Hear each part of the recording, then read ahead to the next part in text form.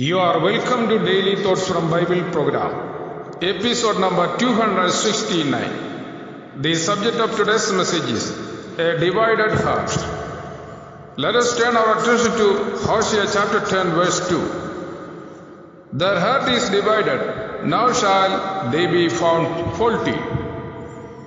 If we would provoke the anger of the Most High and bring down trying providences on churches, we have nothing to do but to be divided in our hearts, and the world will be accomplished. If we wish that every vial may empty out its ill, and that every vessel may withhold its oil, we have but to cherish our bickerings till they become animosities.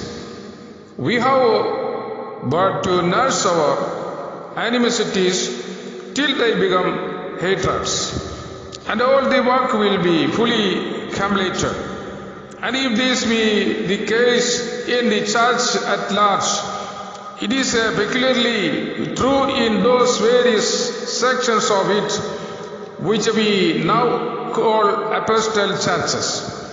Oh, my brethren, the smallest church in the world is potent of for good when it has at one heart and one soul.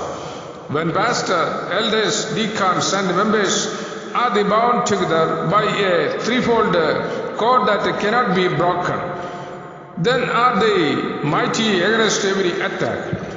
But however great their numbers, however enormous their wealth, however splendid may be the talents with which they are gifted, they are powerless for good the moment they become divided amongst themselves.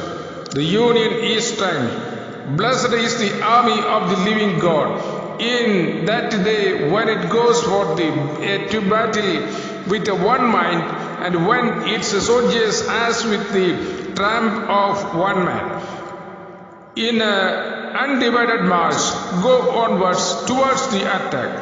But a curse awaits that church which runs to and fro, and which divided in itself has lost the mainstay of its strength, with which it should be battered against the enemy.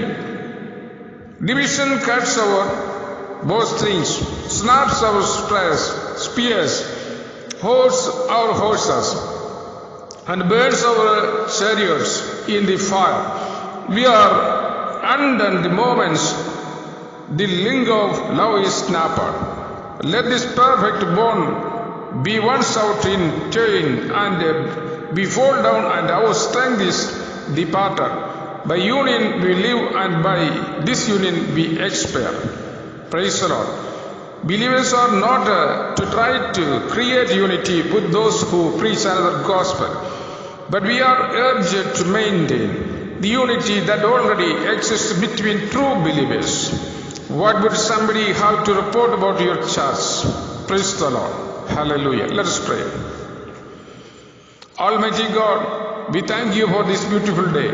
Thank you for enabling us to be productive during this message.